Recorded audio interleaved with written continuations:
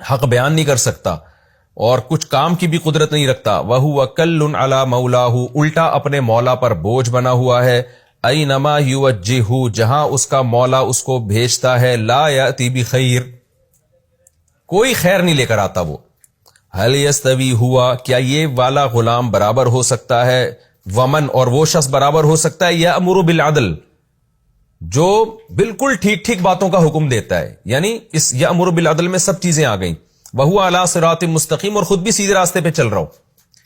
ذہین بھی ہو یعنی ایک تو غلام بھی نہ ہو کیونکہ غلام کے مقابلے میں ذکر کیا نا تو وہ خود بخود یہ ثابت ہو گیا کہ دوسری جو مثال دی جا رہی ہے وہ اس کی جو غلام نہیں جو بات بھی ٹھیک کر رہا ہے اور صراط مستقیم پر بھی چل رہا ہے خود بھی سیدھے راستے پر ہے.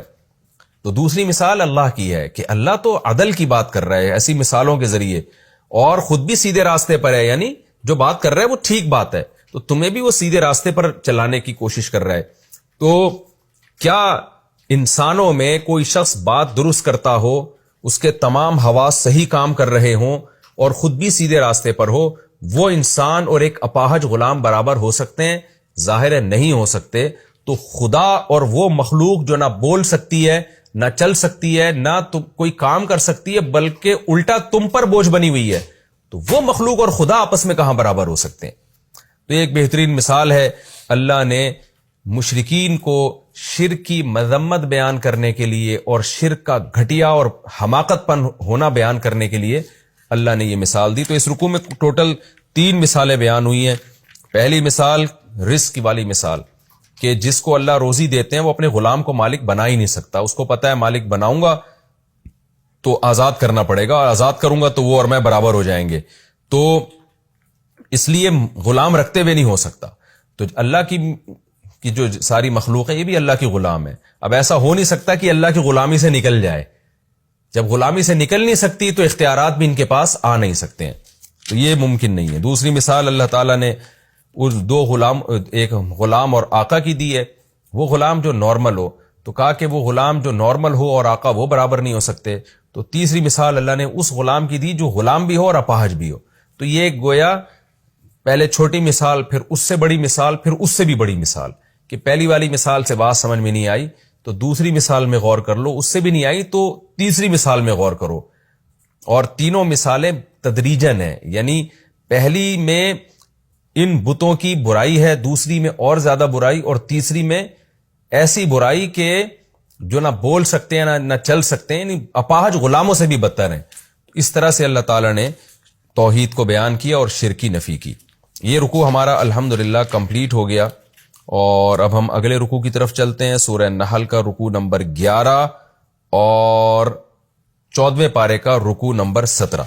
مختصر لفظی ترجمہ ہی ہو سکے گا پھر انشاءاللہ اگلے ایپیسوڈ میں ہم اس کی تفسیر بیان کریں گے. بسم اللہ الرحمن الرحیم. وَلِلَّهِ غَيْبُ السَّمَاوَاتِ وَالْأَرْضِ اور اللہ ہی کے لیے ہے آسمانوں اور زمین کا غیب یعنی غیب کی باتیں اللہ ہی کے علم میں. وَمَا أَمْرُ السَّاعَةِ إِلَّا كَلَمْحِ الْبَصَرِ اور نہیں ہے قیامت کا معاملہ مگر کلمح البصر آنکھوں کے جھپکنے کے برابر ہے. لمح کہتے ہیں پلک جھپکنا, پلک جھپکنے کے جیسا ہوگا. او ہوا اقرب بلکہ اس سے بھی جلدی. او یا کے معنی میں لیکن یہاں بل کے معنی میں ہے یعنی کبھی کبھار او بل کے معنی میں بھی آتا ہے بلکہ اس سے بھی جلدی. ان اللہ علی کل شیء قدیر بے شک اللہ ہر چیز پر قدرت رکھتے ہیں. واللہ اخرجکم من بطون امہاتکم وہ اللہ نے تمہیں نکالا تمہاری ماؤں کے پیٹوں سے.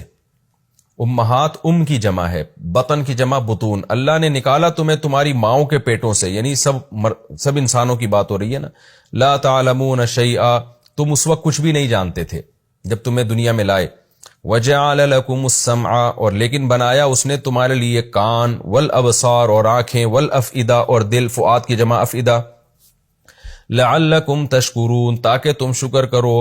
الم یروا الی الطیر کیا یہ لوگ دیکھتے نہیں ہیں پرندوں کی طرف.